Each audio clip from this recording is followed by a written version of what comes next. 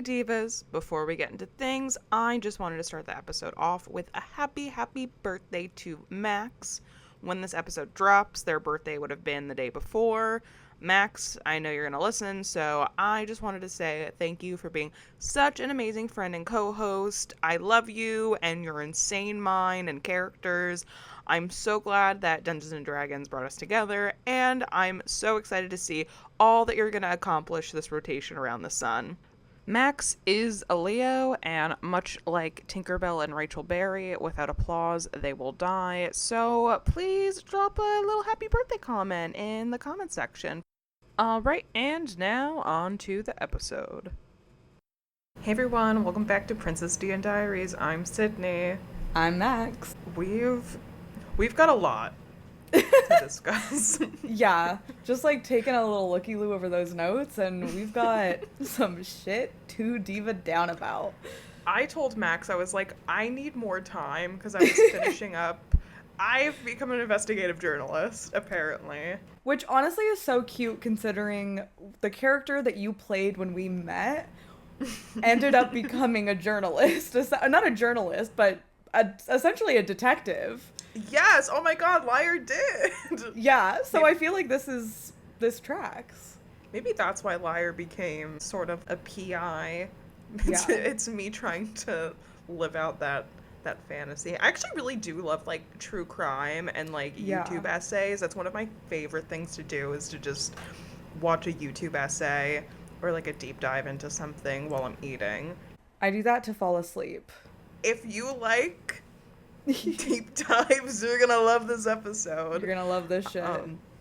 Before we get into the deep of it though, Max's birthday is coming up. Yeah, it's coming up. It's in 2 weeks, next right? Friday. Okay, Wait, actually? No, actually, your birthday is exactly a week after Brian's, because I was like, oh shit, is your birthday next week? But I just looked at my calendar, I was like, no, Max's is the week after, so. My two favorite Leos. I'm next Friday.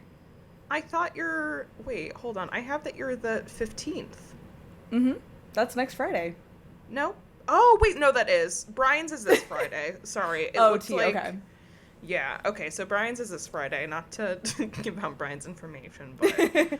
But also here's a social. But also here's a social, here's his address. Yeah. This is his wife's social, this is everything. So Max's birthday's coming up, so I sent Max their birthday gift, and it arrived. Literally my first birthday gift of the year, which like really was so exciting, because...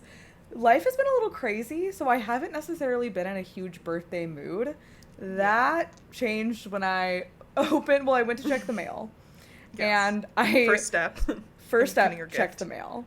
Then I see a box, a beautiful box, by the way, gorgeous box that That's they what mailed. they say to me, yeah. And they do be saying that. Yeah, my reviews say a beautiful box, by the way. I immediately texted Sydney and was like, I smell dice. Yeah, I was like, you smell dice? Essentially, on the box, it said D&D dice on there. And so I was like, I'll be a little funny, but I was like, I smell dice. And you were like, what? But I do think I can sniff them out. Because as we've talked on here before, I'm a dice goblin. Yeah. I've got my bowl of dice sitting next to me. Little ASMR for you guys. So I opened them up, and you guys can't see. They are, I'm like, how do I even describe this? They come in a canvas bag that looks like a McDonald's bag. And when you open it up, and also, I just want to comment, the canvas, as a texture kind of bitch, this canvas is a nice canvas. Yes. It is like a beautiful canvas bag. This is going to be my travel dice bag for the rest of my life. Yeah, they don't fuck around with that canvas. I fucks heavy with this bag. Mm-hmm. Inside the actual dice are burgers. They're burger dice. I think I bring Jack in the Box, the corporation, into every single... Wait, the game? Sorry, the toy question mark? Oh, no. Just like Jack in the Box, the corporation, like. No, that's what I mean. Oh. Like, as opposed to the, not the wind-up toy. Not the wind-up toy. For clarification, if that was anybody's first thought. Yeah. In every game I play, I bring up mozzarella sticks. Mm-hmm. I'm a flat earther, and I love mozzarella sticks, and that's like 2 things you need to know about every D&D character I play. So these are the best dice ever. Thank you so much, Sydney. I'm obsessed with them. You can't see, but I'm like clutching them to my heart. Oh my God. I love these dice. And then the first, I was like, let me give them a little test roll. Nat 20. So it's a good sign. Freezy. I haven't been rolling with them. I usually roll to like do a hit on stream. So I'm going to do that real quick right now. Okay. That's a 17. Oh, that's pretty good. That's pretty good. That's pretty good. That's, I would say, better than I normally roll. I was like, imagine that these are like your highest rolling dice. No, what's scary is I think they might be. I think I've rolled the highest on these that I've been rolling in months. Yeah. So. Brian Murphy has his bean dice, you have your burger dice. The burgers are due, is what I'm going to be saying anytime I have a high stakes roll. The burgers are due. Yeah. Time to get you on the line cooking. That's what I can say. Exactly. Order up. Ding, ding, ding, order up, nat 20. Yeah, I will promote, this is not sponsored. I paid for it could the be. bag and the dice at full price. It could be sponsored. I bought them from Your Magic Dice on Etsy. It seems like they're actually from California, so the delivery did not take super duper long. Nice. Yeah, they make really cool stuff. I was looking for, my original plan was like, let me just scour Etsy, let me see what kind of dice that they have, because obviously I know you like dice because we've established before that instead of paying your debts, you spend your money on dice, yeah. which we all know my opinion about that. So I was looking for dice, and then I was like, you know what, maybe, I was like, Max has so much dice, let me see what kind of dice holders they have. And I saw the Happy Meal canvas bag. I was like, holy fucking shit. Because again, like Max said, Max brings up Jack in the Box frequently in every campaign we like do. Not once, not twice, but like multiple times. Yes, like even in the space campaign that we play in. Yeah, we did bring Jack in the Box into outer space. But it was so beautiful. And so I actually reached out to the Etsy shop and I was like, hey, listen, do you do custom orders? Because I want the canvas bag, but like, can you put like a Jack in the Box thing on there? And they're like, sorry, we don't do customs. I was like, you know what, that's fine. Yeah, it'll get the same point across. But I did try to get a custom one, but I'm so glad you liked it. Not that I think that you wouldn't. I pride myself on being a pretty good gift giver. You aced it. I did. I ate with that. Yum, yum, yum. ate those burgers with that. What kind of, you said that you wanted to play D&D for your birthday. What kind of D&D things do you got going on? So, I asked my sweet, sweet friend Indigo, who I do Buds and Blades with, who she has not DM'd ever in her life. And me and you are the only people she's ever had DM for her. She doesn't really watch D&D media, so... She's never seen a dice. She's seen maybe one. No, I love playing D&D with her. She is a great player. And so I was like, I have full faith that you will be incredible. But I was like, but also I don't want you to feel like I've put pressure on this. I am happy to just be with my friends. But essentially, we figured that Dread, the game that I can't stop talking about every time we do this podcast, would probably be a good format because there's no character sheets and it's kind of just storytelling with Jenga. And so that would be an easier game to run for a first timer.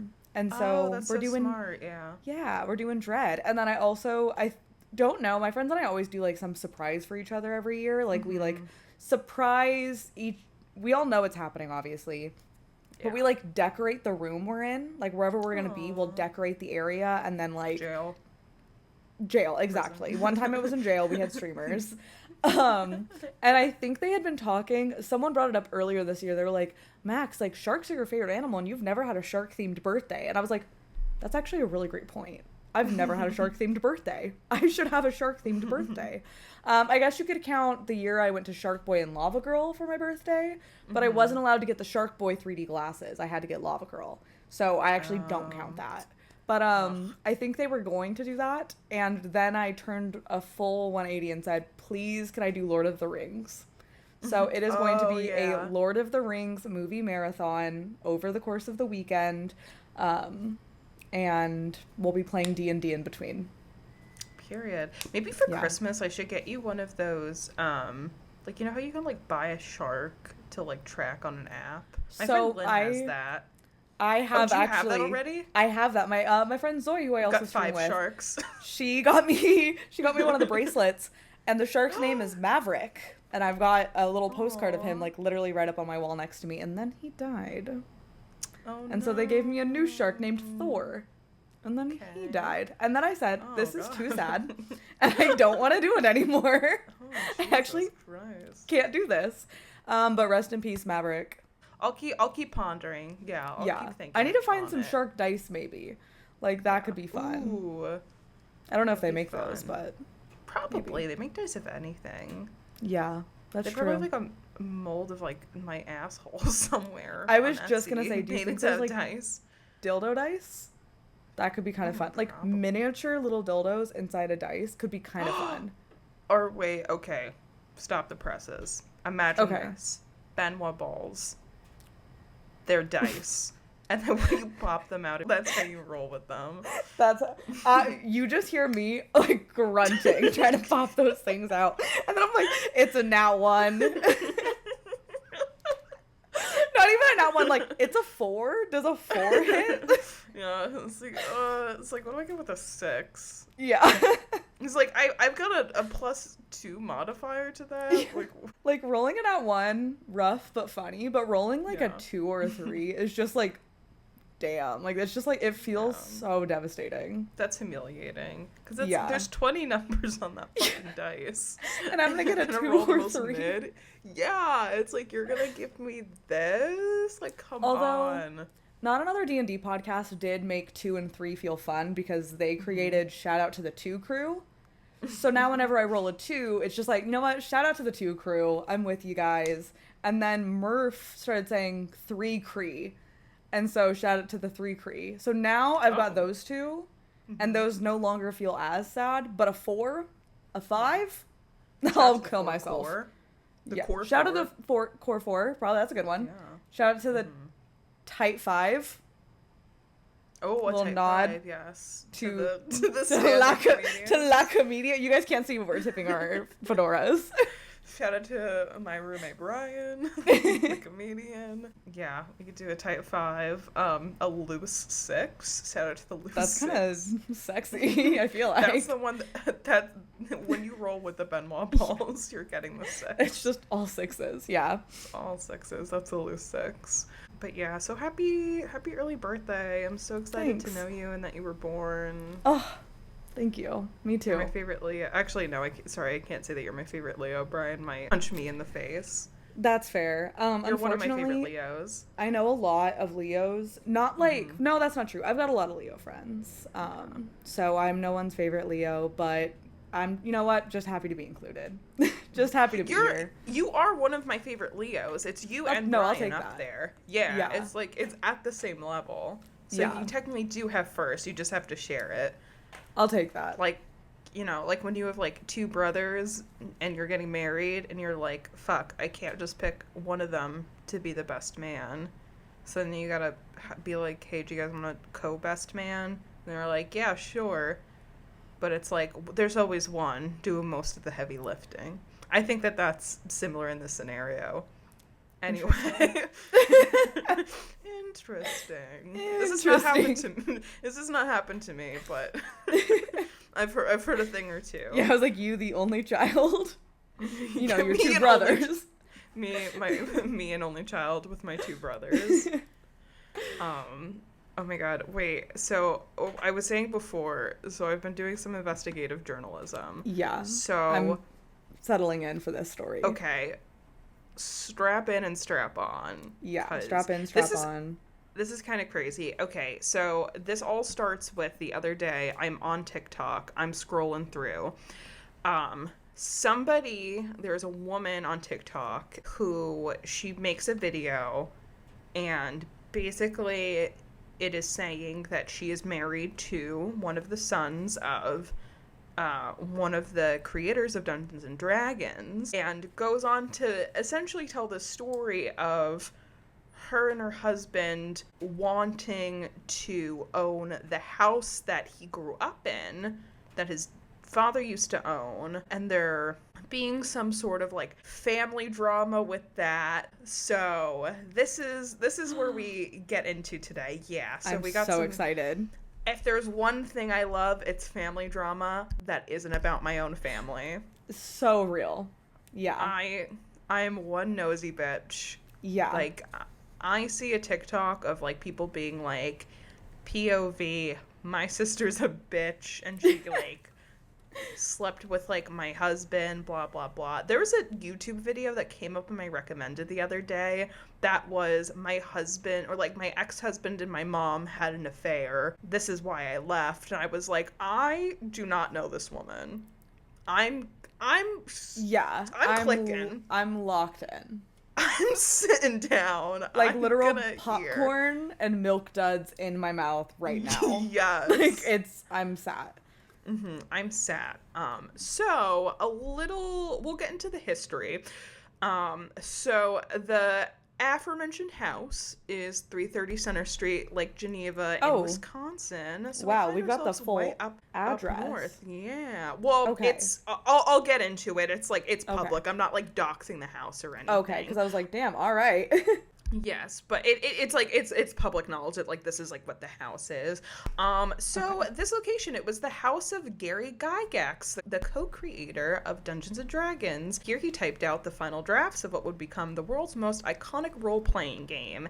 At the time, Gygax lived here with his family, with the basement being used for writing and gaming. According to the house's official website for rental, Birthplace of DnD.com, it states, Gary Gygax and his family lived in this home during the 1960s and 70s. He was an avid wargamer and writer of rule sets and articles in many wargamer circles and publications.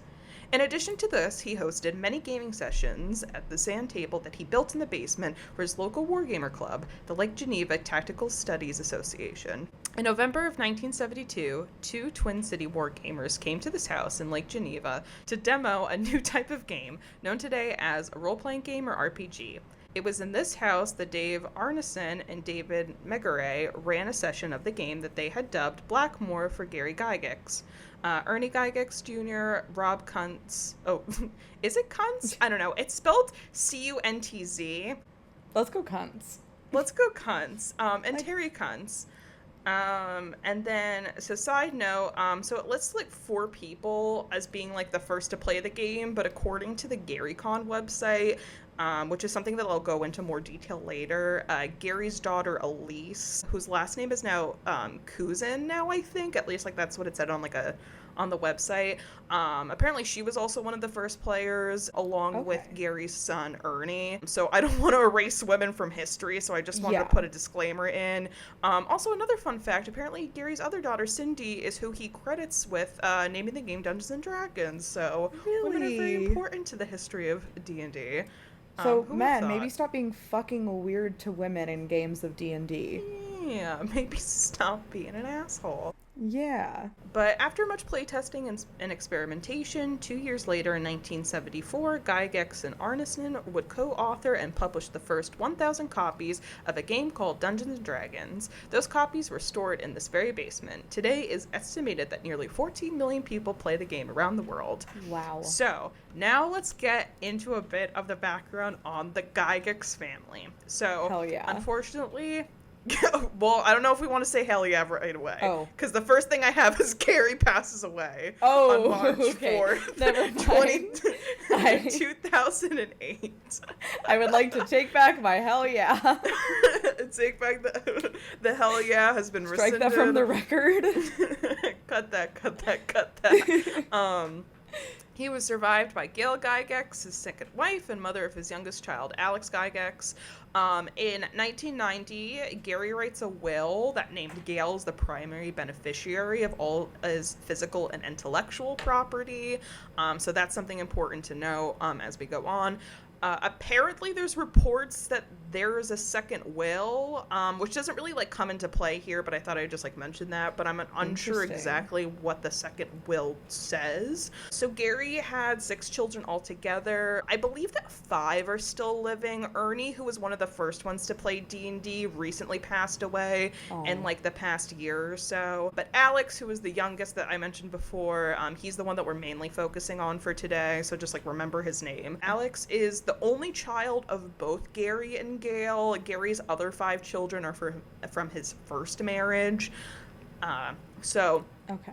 Gail founded the Gygax Memorial Fund in 2010 to honor Gary's legacy. Gail served as president until stepping down in 2020 due to health concerns, but apparently is still on the board of directors. Not super important, but as we kind of like get more to the story, that becomes like, I put health concerns in quotations, just because, like, there's some stuff that comes up. But Alex currently serves as vice president of the fund. And then Gail also used to host something called GaryCon at the house. So this was a memorial convention that began after Gary's funeral in 2008. So one source says that Gary's son Luke is the one that came up with the idea, and then an attendee at like the funeral / wake GaryCon that they had was the one who suggested making it an annual thing. However, there's other sources, which I think was written by Gail, that claims that Gail was the one that came up with the idea. So I'm unsure if it was Luke. Gail. If it was Gail, yeah, because it's that source, the one that says that she came up with it, is on the Gygax Memorial Fund, which again is the one that she used to be president for. Yeah. And I believe, if I recall, where I read that information, where like it was claiming that she was the one that came up with GaryCon, that it seemed like it was written in first person, but I can't completely remember. But pretty much all of Gary's children have either had like some part in GaryCon in the past, or like they still participate in it. A lot of his kids like work in like the gaming world. And kind of before we get into the craziness of everything, something that I have for you, I wanted to point out that I read that Gary's son Luke used to play a D&D character called Melf of Green Arrow. And so if you see the name Melf in Baldur's Gate 3, then that's who it's referring to. Oh my god, Melf! That's holy... Okay, because I fucked heavy with Melf. Okay, Milf. I don't know with Melf. With Melf. Melf. I tried looking that character up. I couldn't like find much except like it mentioning like some like spells and weapons. So I don't know if it's like an actual character in the game, because I know that you plays Baldur's Gate 3, but I don't. So. I have not met a Melf in Baldur's Gate 3, but I do know Melf's. I think it's Melf's Acid Arrow. I could be wrong. Okay, yeah. So that is a spell that I've used definitely in Baldur's Gate, but also I think in campaigns. Is that a... Hold on. Yep, it's a D&D spell. Do you know what class so it that's is? where it comes from. Wizard, and I don't know what else. At least like that's when I was looking up the spell. Okay, yeah. So I think my first D&D character, Maggie, had this spell. Oh. That is... Yeah, it's a wizard spell. Okay. That is like really... Oh, that makes me love that spell a lot. I know. That's really cute. I love that. That's cute. Yeah. But... Now we get into the horrible stuff. Now we get into the horrible stuff. Does not include Melf, though. Melf is not included in thank the God. horrible stuff. But onto the TikTok that has brought us here. So, as I mentioned, I saw this TikTok with my own 2 eyes. So, in the video, according to Alex's wife, Via, she does, like, the put a finger down challenge. Summarizing it, she blasts Gail for going back on, like, an informal arrangement regarding the house. So in the video, Alex's wife claims that, and actually the video is deleted now, so also keep this in mind, because I tried to look back for it, because once I started deep diving on all of this, I was like, let me go back and see what she said. Could not find it, like, at all. Crazy. It's not in my likes, it's not in my favorites, so I'm pretty sure that it's deleted. Hey guys, this is Sydney coming from the distant future. So I'm editing this and I just wanted to add in, I did end up going back and finding her account even though the video was gone. And I was looking through her comments on some of her other videos just to kind of see if there was anything there. And she did respond to a comment where someone was like saying something about the video that she had posted, and she essentially says like, yeah, like it's not deleted. She just like she privated it to friends only just because there was like such an overwhelming response. So I just wanted to fact check. It is not deleted, it is privated. But in the video, she says that Gail is mentally ill and she's a hoarder and that the house conditions had suffered due to her hoarding. Okay, so listen. Some context here. I'm not saying that Gail is or isn't mentally ill as Alex's wife claims. However, she did go on the record with a reporter from Kotaku.com saying that Gary's spirit has visited her, so there's that. Also in the same article, it mentions that there's a 2012 police report that was made when Gail called to report Alex's friend for allegedly stealing Gary's manuscripts from the house. And the report states, quote, Alexander stated that since his father passed away, his mother has had a hard time. Alexander stated that his mother is stressed. Alexander stated that the house is full of clutter. Officer Keller asked Alexander if the manuscripts could possibly have been misplaced inside the residence. Alexander stated that it is possible, but that when he had asked his mother to go through the house and look for them, she stated that she did not want to because it was too late and the items were gone. Also not saying she is or isn't a hoarder, but there's that in the police report. Yeah. But if we want another source besides Alex and the wife to potentially back it up, in that same article from Kotaku that I mentioned before, the reporter does mention that he goes in her car and it's like full of clutter. Okay. So that's just like also just evidence to know. Again, not saying that she is or isn't, but that's just a little context. According to online sources and an Indiegogo, as of 2022, the house needed significant repairs, including tree removal, a new roof, work to the heating system, and work to the plumbing. She further explains, this is back to Alex's wife. So Alex's wife further explains that it was Alex's dream to one day own and live in the house that he grew up in. So then according to Alex's wife, the two of them restored the house for Gail. In return, the verbal agreement with Gail was that ownership would be passed down to Alex upon Gail's death.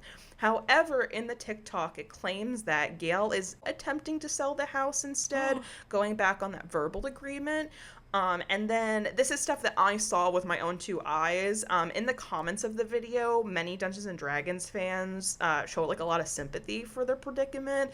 And that they also were like really nice and were trying to like offer to contribute if they wanted to try and buy back the house. Wow. I just want to add, it's important to note that in the video that Alex's wife made, she does not say that they're going to make a fundraiser. She does not ask for any money. She just kind of like goes on this rant about the situation that they're in. But does not ask for any money, but people were offering it. And I'll admit, I was also upset. I was like, oh, that fucking sucks. That blows. Yeah. So because of this, I decided to look into it. However, when I started doing research, it seems that Gail hasn't had ownership of the house for years. What? Yeah. So... yeah, in the video, it kind of seems like his wife is phrasing it in a way like this is something that is happening currently. So then when I started looking into it, I was like, is this a current thing? Is this something that happened and she's just like kind of complaining about? But so like current ownership and of the house, I discovered that it's currently owned by someone named Yolanda Furtenay. I think that might be how you pronounce her last name. But she's owner of the house.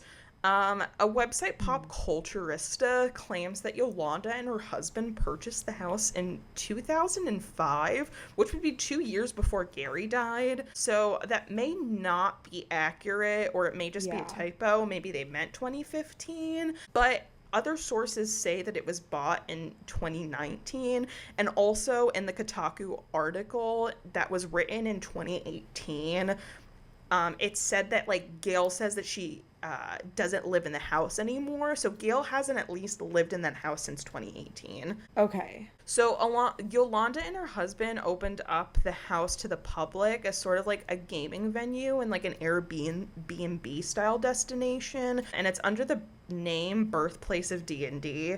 The house next door, which is a loft, is also owned by her. Okay. And on the website, there's an option to like do like an overnight stay in the house, but you don't actually get to stay there. It's like you get to stay in the loft next door. But Yolanda launched the Indiegogo fundraiser in 2022 to preserve the house. I'm unsure if the issues that we mentioned before were as a result of Gail and the apparent hoarding, or if it was like other issues. But the fundraiser is closed, but they did raise $3,470 with a flexible goal of $100,000. The goal was to maintain the property for public access. Oh, what's up? They raised $3,000 or $300,000? Yes. 3,000? 3,000 out of a flexible Okay. goal of 100,000. So Wow. not a lot of money pouring in. Yeah. The goal was to maintain the property for public access rather than flip or sell it for profit. Some like my personal observations about the house, because I like looked at it online. The house is really cute. On the website, you can schedule a visit. You can stay overnight in the loft.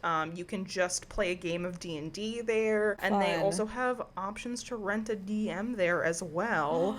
How nice. Yeah, also, something pretty cool, according to the house's rental site, there's actually quite a few original contributors and players from, like, the original first game and, like, the first days of, like, the creation of D&D, and they're still living in the area, and you can potentially get them involved in your visit if you reach out when you're, like, scheduling a rental. Yeah, I know, that's so cool. Oh my god, that's... Imagine...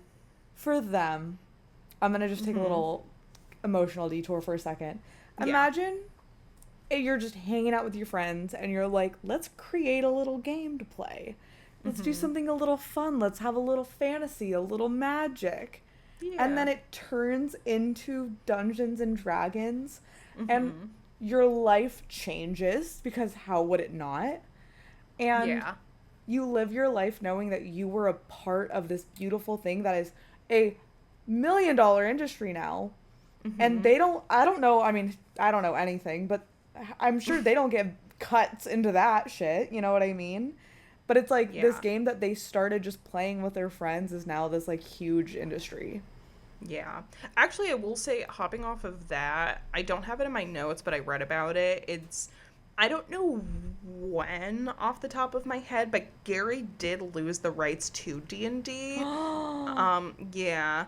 So there's actually like a lot of legal disputes with some stuff with rights, and Gail's apparently, as of 18, she was trying to write a memoir for Gary, but I think that there's also rights issues there. And actually that's where I got the information about the second will, because that has more to do with like the rights thing, because I think she made some...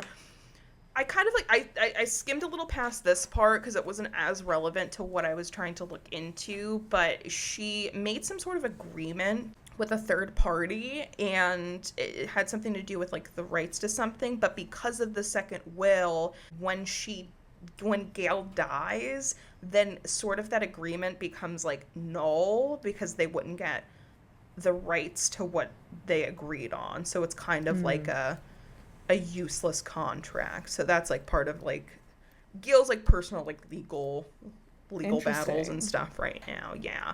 But yeah, so that's what I found out. So I guess like as a wrap up, as of right now, it seems like the house is still standing, but it's definitely not owned by Gail. Okay. Can you still rent it for D&D? Okay, so that's still an option. Yeah. But That's the how it's fuck being is operated. running it? It's Yolanda. So who is she? How did she get into this? She's just moved just like in? a random person. Yeah, well, she's using it as like an Airbnb. It seems like, because I will say, I went on her Facebook. I think that she is like one of those. It seems like she is one of those people that owns multiple like Airbnb properties. Okay. I should probably look into that, but like don't quote me. That's just because Yeah. one of her jobs is like Airbnb superhost on Facebook. Yeah. So I don't know if maybe those are the only two properties that she owns. Or if Okay. she is one of those people that like owns multiple properties and then like makes money that way. Yeah. But she owns it and she operates it. So Gail doesn't own it. So I'm like wondering. Okay, yeah, what is up with the daughter-in-law being like, Yeah. that is okay, yeah, no, I can see why you would be wrapped up in this. Like, because this does feel like there's a piece missing in all of this. Yeah. What is that piece? I need to know about it yesterday. Yeah. Because part of me wonders if maybe it's sort of like a misunderstanding of like the video viewers where this isn't something that happened recently. Yeah. And just because of the wording of the video, everyone kind of assumed that it was just like something recent. Yeah. But it wasn't just me. It was other people like thought that it was like happening now. Yeah. So at least I wasn't like the only person. But yeah, the video, I can't find it. I can't even like find her account. And I could find information like on Alex. Also, apparently he works in like gaming too. I don't know if it's like tabletop gaming or like actual like video gaming, but yeah. so like that's like the industry that he works in. I mean, how would you not? If your parents created your dad created Dungeons and Dragons, I feel like you're not going to go work in like finance. Yeah. Like tax returns. Yeah. Actually, fun fact, Gail says that she used to do like the books for Gary because when she met him, he was still developing D&D. And she says that he was like broke, and she's like, yeah, like a lot of people say that like I married him for his money, but like that wasn't the case. He was literally like just getting divorced. Like she was the one that helped him file his divorce papers. Wow.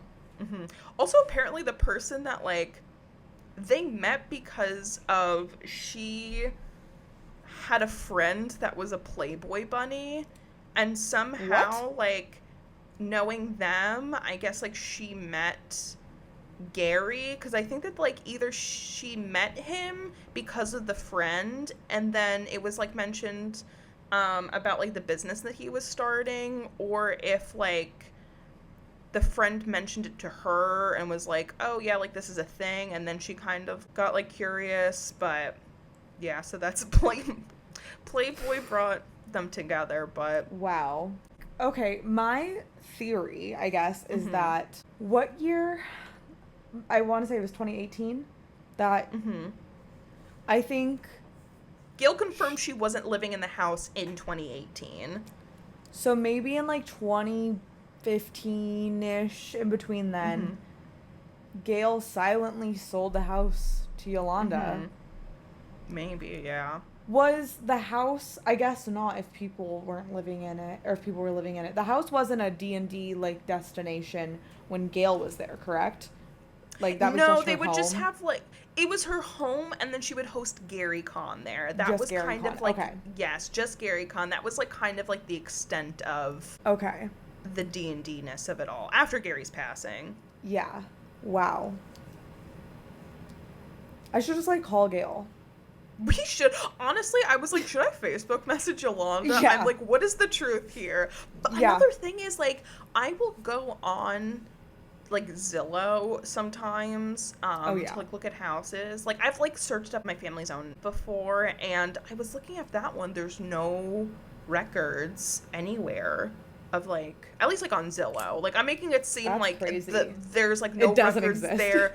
I'm sure if I, like, went to, like, the town that they live in Wisconsin, and like I was like, hi, can I have like the records, and like I could probably find something, but on Zillow it doesn't have anything, which I do think is weird, because it's like I know that when my grandparents had bought their house, that was on Zillow, and I'm like, I know for a fucking fact that my grandpa's not logging into Zillow. Even the house I live in now, my boss moved here like 50 years ago, and the house was, and obviously Zillow wasn't around then, house was built 70 years earlier, and it's on Zillow. Yeah. So that's why I'm like, huh, interesting. Because I was Yeah. like, I was wondering like when exactly she bought it. Because again, it's like that one source. The Pop Culturista website that I mentioned, though, it seemed like it was more of like a bloggy type and like Okay. not like a super credible source. But I was Yeah. like, okay, but one person saying 2005. It is confirmed from Gail that she hasn't been living in there since at least 2018. Some sources are saying that Yolanda got it in 2019, at least by 2022, because Yolanda started the Indiegogo. Like, that's at least like the confirmed earliest that I can for sure know that she bought it. So, yeah, it's just all just like really weird.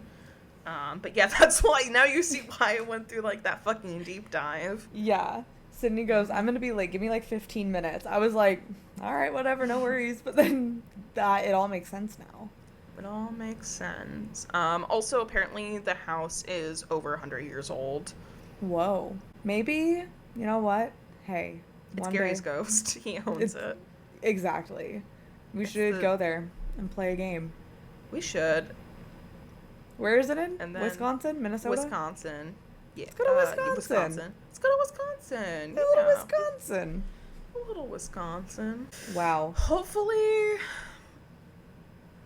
I want to. You know what? I want to know where Gail's living right now. No, me Gail, too. where are you? Gail, knock, knock, knock. I'm at your door. Yeah. I will say there was like photos of her that I found when she was young, hot. Oh. And then there was photos of her now from the article that she did with Kotaku, and she had on black eyeliner, slick back ponytail, wearing like, I think they like described it as a kimono. Like she's wearing like some like black silky thing and like a little scarf. Like literally the journalist goes into like a paragraph detail about her outfit. Like Gail's dressed down about it real nines. quick. Just diving down. Mm-hmm. But she did think that, in the article, she also, again, like, this isn't in, like, my notes, but this is just, like, stuff that I remember from reading. In the article, she says that, like, she believed that the house was booby-trapped. And she's, like, made over, like, 40 police calls about, like, apparent break-ins and, like, stalking issues and robberies, which, like, as I mentioned before, she like called the cops on Alex's friend. So I can see how there's like some strain there in that relationship. But yeah, so that's kind of like some context for the claims that Alex's wife were making. That's wild. Mm-hmm. Imagine being the daughter-in-law of the creator of D&D. Like, or I guess like you'd be like the they-in-law. The they-in-law? The they-in-law. Yeah, no, fuck, what am I gonna be? The kid-in-law? The person-in-law? The person-in-law. I'm the person-in-law. I'm your person-in-law. I'm your person-in-law. Yeah. Yeah. I don't know if she plays it, though. She looked pretty, so... I don't know. Maybe she couldn't be. Maybe she doesn't. The only pretty person I know that plays D&D is you. And the only pretty person I know that plays D&D is you. Yeah, and it ends there. Done. Oh my god, actually, wait, change of subject, but okay. One of my bosses called me skinny today and yesterday. Oh my god, I was flipping shit. I was like, this is the best thing ever. Thank you. Yeah. He was like, you look like you've lost weight. I was like, yes, I've lost 40 pounds. Actually, I lost 45 pounds, but then I gained 5 back. Yes. That's crazy, dude. You did not tell me how much you've lost. Oh my god. Yeah, it was technically 45, but I gained 5 back because I went home. And I had like a month-long break. Not that I was unemployed. I genuinely had, for people that don't know me, I have like sometimes a couple of weeks off from work. So during the break, I was home. I was like back in the city, so I was like going to like dinner and lunches with my friends all the time, and like my social calendar was packed, so I'm like, I am not going to the gym. Also, I'm about to like be back in a place where I have a free gym, so why would I pay to use like 2 weeks at Planet Fitness. Like, that's stupid. No. And then I was at my parents' house for a week, and my mom was making me eat the 10 Slim Jims. So the Slim Jims. Oh yeah. So I gained a little bit back, but it's fine because we'll be back on our shit. I was gonna go for a walk yesterday, but it was pouring rain out. So I'm so sorry if anyone is listening and listens to like all of my content, because it's gonna be all I talk about for a minute. But I started running, and truly the thing that made me start was I have 2 friends who have been running for like the past year or so, and they were like, it's so nice, blah blah blah, and I was like, no, I'll fucking never do it. And then one of them told me that they had a friend who went down 3 cup sizes running. Just running. Went from a double D to a C. Free top surgery. No, legitimately. I was like, that's free top surgery, baby. I fucking bought Nikes the next day, and I started running. So it has been interesting. I have asthma pretty bad, so that prohibits me, but I'm just kind of Nike Run Club.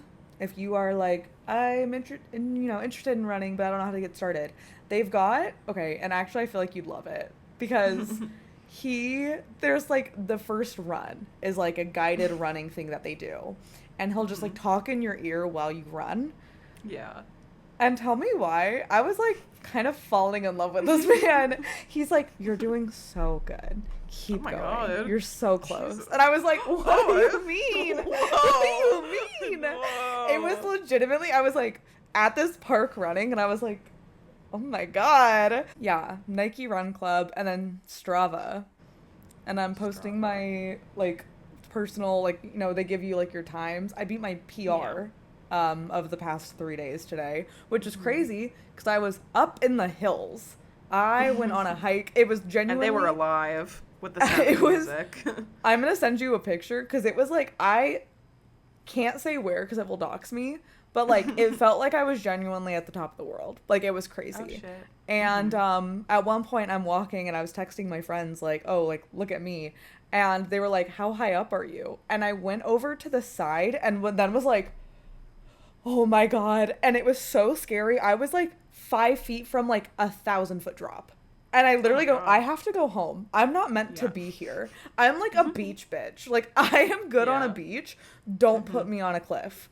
It was scary. And then I was like, okay, I'll just go to like that, little viewpoint, and then I'll go back. And then I looked, and we were set to record the podcast in like less than an hour. And I'm like looking, and I'm in the middle of nowhere. And I was like, so I should probably get back home soon. Oh no. And then it was like, give me 20 more minutes. Yeah, I was like, fuck, I wish I knew. I would have been like, take your time, take a brisk walk. Yeah, no, I did run back. I will corroborate the going down cup size thing, because I've got like massive tits, and I have never been able to like shop at like a Victoria's Secret in my life. And after I started losing weight, I went to a Victoria's Secret outlet, and I got so much shit, and I was like, holy fucking cock and balls, like this is like the best feeling. Yeah, I've been like I went to like American Eagle. I like went to American Eagle, and I got like, because I also have, huge tits, giant ass. Fire.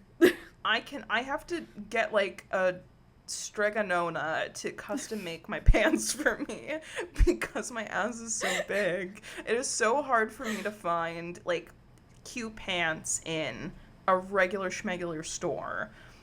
Like for so many years it was like black leggings every day. Yeah. And so now I'm like, oh my God, I can actually like, I went to Aerie. I got like 2 skirts. Like, damn. You gotta try Abercrombie, because I have a friend who has the fattest ass I've ever seen, and she only shops at Abercrombie. Their jeans are like straight gas, and the outlets are usually fire too. I am really excited to see how this does for both my top and my bottom. Hell yeah. My junk and my trunk. Mm-hmm.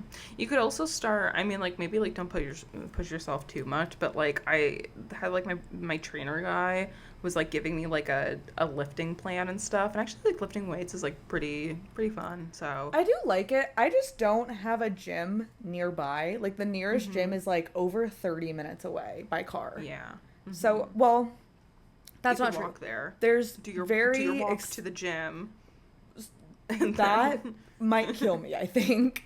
That one might kill me because it's all incline. Honestly, for this, I'm like surprised that I've done this even 3 days in a row. I'm the type to like do it once and then be like, nah, that was bad. I'll never do it again. But this time, I'm really trying to get my shit locked into gear.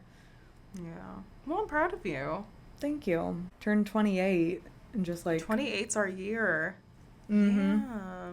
No, I've been like telling everybody, they're like, you look good. I'm like, 28's my year. It's the year of Max and Suds. So it really is. Mm-hmm. Oh my god. Also, speaking the year of us, we have to talk about Critical Role. Oh, and something that neither of us watch. Something that neither Speaking of us watch. us. But now, no, but here's the thing. But now, because we've been saying that we wanted to get into Critical Role, and they announced that Campaign 4, Matt Mercer is not going to be DMing. He is going to be a player, though. Yeah. But the fucking DM is our favorite person, Brennan Lee Mulligan. Yeah. I will be, and it's a new world. It's like a new story. Yeah. I will be clocking the fuck in. I will be sat there with my food. Please do take notes. Mm-hmm. And then tell me how it is. Because are you not gonna watch? Here's the thing. If the episodes weren't, from what I've seen of Critical Role, this is what the gist that I've gotten. Is that, and I watch clips of them on TikTok all the time. Like, don't get me wrong. Yeah. I fucks with Critical Role. Which is basically like watching the show. Yeah. 15-second clips versus 5-hour, episodes, each episode. I know everything. Yeah. They say that it is an incredible story. And that it is very, like, well done. And I'm sure, because all of those people are incredible actors, actresses, everything. Just comedians, everything. I just can't do over 100 episodes of 4 to 5 hour episodes. Yeah, it's a lot. Like, NADPOD, the first campaign of NADPOD is 100 episodes. And that was, like, for me to commit to. Yeah. And those are hour and a half episodes. I cannot fathom 4 to 5 hours an episode each. Yeah. That's just, I don't have the time, mental, anything. But I want to hear, like, all about it. And I've been hearing all about people a deep dive. Bitching about it. People are bitching about it. Oh, I've been on Reddit. Oh my god, I was actually dying because my friend just moved, and so I went and, like, sat with her. She was like, I just need someone to sit with me while I unpack clothes. So I was like, can I just rant to you? Or not even rant, but just, can I just, like, tell you? Because she's not in D&D at all. She's played one time because I made her. She's not a fan. So I was like, can I just, like, tell you D&D drama right now? And she was like, yeah, of course. And because she, like us, loves drama. So I was like, let's go. So essentially, people are really mad that Brennan is going to be DMing and not Matt. They're mad that Matt is taking a break. Yeah. Which I can't ever be, fathom being like, how dare you take care of yourself? Like, for anyone. Yeah. But, like, let alone, he's still gonna be in the season. Yeah, he's still gonna be in the game. Yeah. It's just he's not DMing. And then they're like, if we wanted to watch Brennan DM, we would just watch Dimension 20. There's a reason I don't watch Dimension 20. Okay. And then they're like, it's not gonna be the same. Is anything ever the same ever? And so from what I'm hearing is, like, a lot of people are vocally very mad about it, but it's a small amount just being very loud about their hate. Most people, I would say, are pretty excited, but they're just not talking about it as much as the people who are fucking pissed. But maybe I should go on Reddit. Yeah, I've been getting, like, because I get the, like, oh, if you like blah, blah, blah, you'll like this post. And it's all people shitting on Critical Role. And I'm like, I don't know how I got into this. You know what it is I'm on a lot of the, like, Dropout Circle Jerk and then the my brother and me Circle Jerk pages. But is that, like, the Snark Reddit, or is that, like... Yeah. It's, like, making fun of the parasocial bitches on the other ones. Gotcha. And so so it's not making fun of them, it's making fun of the fans. Yeah, okay, it's like how insane the fans can be. And so I've been getting a lot of the Critical Role versions of that. But people are very, for the most part, I hear people are very excited. I can't fathom, because then I saw that Brennan posted a story on his Instagram that was like, I just signed a new contract with Dropout for a bunch of new shows. We have I think another for the 3-year contract. For a 3-year contract. 2 Yeah. new Intrepid Hero seasons in the works. Mm-hmm. Plus American Girl Doll Shoes. American Girl Doll Shoes, of course. Shoes, yeah. And Worlds Beyond Number, he's still doing. Erica's going to be running the new season, but Brennan will still be a player and a new father. When does he sleep? No, that's what I'm saying. Is like if he's going to be filming 5-hour episodes, and I don't know how often Critical Role posts, but like that's a lot. Yeah. And in telling my friend that, she of course knows nothing about anyone. She goes, you know, sometimes when people are at their lowest, they work that hard. And I just was like, that is so funny because it's like so crazy to imagine. Like, I'm like, I don't know anything about Brennan's life. It's hard to say that he's maybe at the lowest right now. But also I just think like if this is your like hobby and love of your life since you were like a child and now you get to do it for a career, I think I would also be doing it nonstop. But that is also just like, that's a lot of work. Yeah, no, absolutely. Especially when you're DMing for that long of a campaign. Yeah. It's like, I know, like, when I have to do prep, I'm bugging. Like, I'm running a one-shot for our Monday game because Andy, like I mentioned last week, Andy's computer is, like, fucking around. Yeah, actually, can you please expand more on this one-shot? I'm holding up the mic to give to you. Please expand more. Please expand. Yeah, I wanted to do a Kids on Bikes one. I mentioned that last week. I talked to Andy. I was like, are you cool with me doing this? And Andy was like, yeah, no, that's fine. It's going to be summer camp theme because summer camp, spooky stuff. It's one of my favorite genres. One of my favorite horror movies is Sleepaway Camp, which I don't know if you've seen. I don't think that you'd like it, but it's it's so good.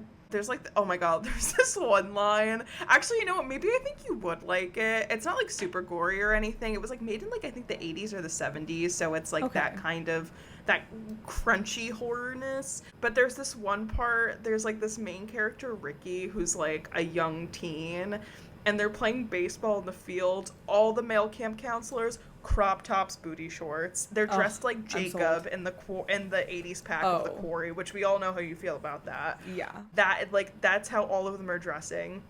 They're playing baseball, and like one of like the counselors is like, eat shit and die, Ricky, and he goes, eat shit and live, Bill. And it's just so funny. And then there's this mean girl who, spoiler alert, she dies by getting actually no, it's canon that you don't ever see her actually die.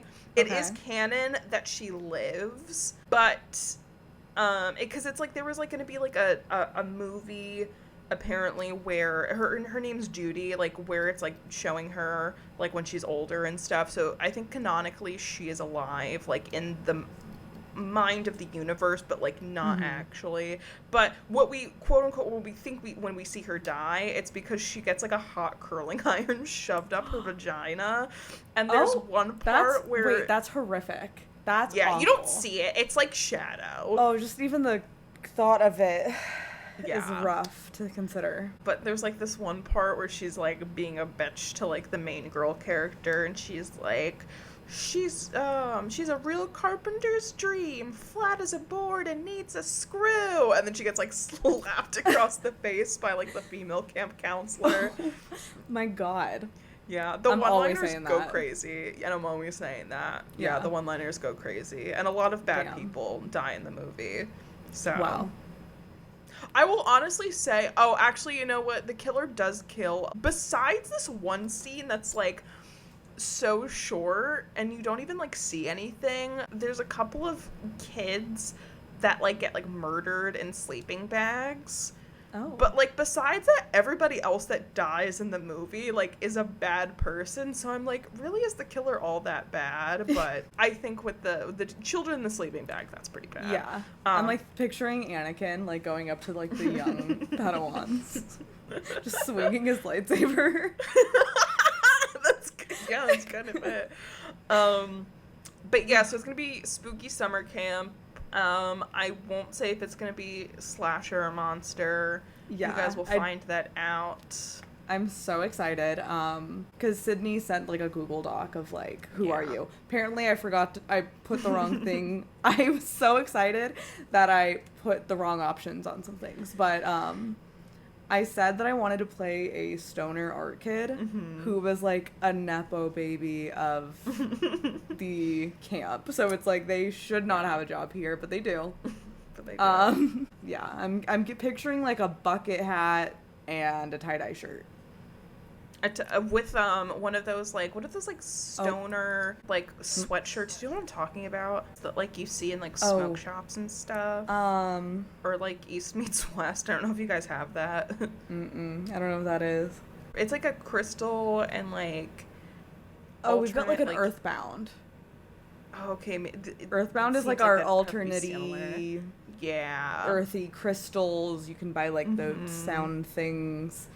Yeah. Okay. The sound things. No, I do know the hoodies that I'm talking about. Yeah. Yeah. I can't think of what they're called. Yeah. No, that's perfect. And maybe some like cargo shorts. And yeah, I think it's gonna be a vibe. And every pocket has just, you open it up and it's like more weed. And then in one pocket there's tater tots. Just in case. I love that. Yeah. I definitely have a plot for the one shot. I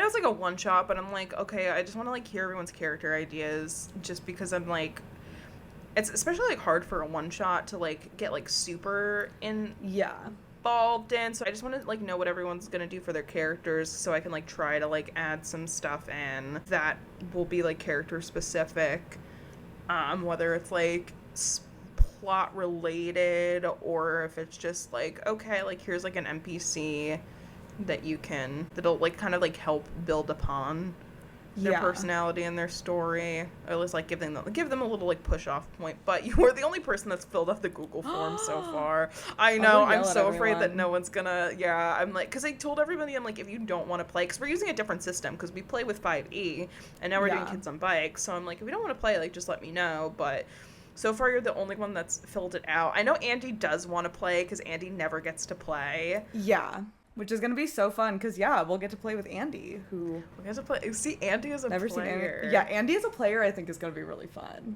Yeah, I do have to see how spooky everybody wants it, though, because it's like, I love horror, but, like, I don't want to... Not that I would ever be, like, oh... Her arms were cut off. Her legs were cut off. In like pure detail. Yeah. I mean, I will say maybe someone's arms get cut off, but I won't go into like full on like detail about it. But I just want to like kind of know what everyone's like triggers are. And I think I remember putting, because I was legitimately so excited that the second you sent it, I sent it in immediately. Thank you. Didn't proofread at all, but I think I put somewhere on the slider of, it was like, how scared are you? And I put like 4 out of 5. Yeah. But I was like, but I trust you to like, I was like, just don't give me like needles, anything other than needles. And I'm like, I'm big chillin'. Like, you could literally describe like a fucked up thing, but I'm like, as long as it's not a needle, like I'm good. Yeah. I'm like, there's 15 dead babies in the lake, and you're like, this is great. I'm fine. Typical Tuesday. Typical Thursday. Actually, the other Kids on Bikes game that we play that we haven't played in so long, and I really need to schedule it. I want to play it soon. I know. I was just talking about playing Fork like the other night on stream. I was like, I miss Fork. I know. Oh, my sweet boy. I wrote like, because that world has been like in my head for so long, and I was telling Max, I was like, I wrote like a TV pilot of like the lore and like the story, like I guess like the story that I've had like for that setting for like in my head for like years, and I like wrote like a TV pilot of it. I'm so excited to read it. I have not gotten the chance to sit down and read it yet, so I'm very excited. Well, I sent it to you, and then I realized, because I was gonna put like an opener in there, which I'm still gonna like put in, like try out and see like how I think it works. But I was like, fuck, I actually can't have you read that. I have to put it in a separate document, because I'm like, I can't have you read it because it'll spoil stuff for normal. Okay, I'm glad I didn't read it yet then. But I haven't even written it. I like know what the scene is, but I'm like, I have to, it's like the last thing one of the last things I have to work on for it. gonna start in the document, because you know on Google Docs now you can do like different tabs, which is like the best thing in the world. I was gonna start episode 2 and I was like, fuck, I can't put it on this document either, because it will definitely have spoilers that I don't want Max to know. Okay, so. if you need me to not read it yet. No, you can read the first episode. Okay. Cool. Everything in the first episode, like, that's fine. Like, you can know about. It was just like, I was like, fuck. I was like, I'm like, it's one specific thing that, like, if you or anyone else, like, flags, it will just like it will spoil a lot. So I'm like, okay, yeah. I'm gonna have Max avoid that, but it's not mentioned like in the first episode at all. Okay. So like you're completely safe. But so I'm yeah, very excited to read it. Thank you. I'm excited to have you read it because I reworked it a lot. There was a couple things in there where I don't think I'm writing this with the intent of it being funny, but I don't think it's funny. It's been a year since I've touched it, so it's like coming back to it after a year. I'm like, okay, I finally can like sort of be like, okay, I can take this out and not try to make it funny, because I feel like sometimes that makes things less funny when you're trying too hard. Mm-hmm. So, but yeah, there's a couple characters in there that are NPCs in our game. Ugh, I can't wait. Yeah. I feel like it'll get me really hyped for the game though, so I'm gonna need you to put a game on the schedule so that I can have and then you'll read it. Then I can read this to be like, oh bitch, it's fucking going.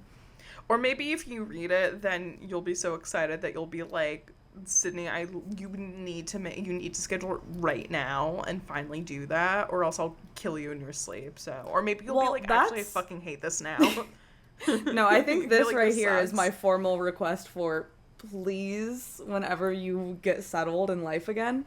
Mm-hmm. I miss D&D. Or miss Kids on Bikes. I am settled. I could probably do it. I just keep getting like so nervous to try to schedule, and like I really shouldn't, because even like the people that I was like, oh, I'm so scared, like maybe they don't want to play, like Brian, like the other day, like put in the chat, he's like, I miss the bog. He's like, I miss the bog, man. And I was like, well, maybe I should just schedule it. Maybe I'm just overthinking everything. No, yeah, I was thinking about sending a message in there too, and then got nervous and shy, and then I've talked to Indigo about it, and she's like, I miss it. So we're all sitting here chomping at the bit for the bog. Okay, maybe I'll do it tonight. I'll finish some work I gotta do, and then I'll be like, hey guys, let's schedule. So yes, thank you for that push. Yeah, I think I just get like so nervous. I'm always convinced that like everybody hates me, so I think that's real. Just... But luckily, I'm here to tell you, we do hate you. We just also want you to run this game. You know what? And that I can respect. Actually, you know what? Speaking of everybody hating you, not you specifically, but hating a specific person, the Eddie Munson D&D game that they just announced. Oh my god. You sent that to me, and I had just been telling my friend that I was getting real pissed off because when the last season of Stranger Things came out, and everyone decided to hate on the bitches who loved Eddie. And everyone was like, yeah, you guys are like lame or whatever. People were dead ass getting like bullied about it. Yes. And like, God forbid someone have a favorite character. God forbid. Yeah. Okay. Now, with Joseph Quinn being in fucking Fantastic Four, everyone's thirsting over him. Mm-hmm. And the rest of us were like, we fucking knew. We've been new. I've had that Doja man. Cat. No, literally. Remember when she beefed with Noah Shop and was literally like calling him like a snake on like her fucking like her public account was calling him a snake. Yes. Like, honestly, so deserved. Yeah. But also, like, girl, why are you beefing with a child? If you tell a child you have a crush on their adult friend, they're gonna be like, oh my god, I heard blah blah blah has a crush on you. Of course, you told a child that. Anyway. But it wasn't that she told him, it was that he posted the DM on his story. That's honestly, why she got pissed. I don't even, like, he's a kid. Blame him? Like, yeah I'm like, Doja Cat messaged Zionist, a child. Though. Also Zionist, so fuck him. Yeah. But, so actually, you know what? Doja Cat, you were onto something. But also Doja Cat, white supremacist. So, like, we can't win. Oh. Is she? Dude. She's been found in, like, hella, and don't come at me, don't quote me. I just know, I've seen TikToks about this.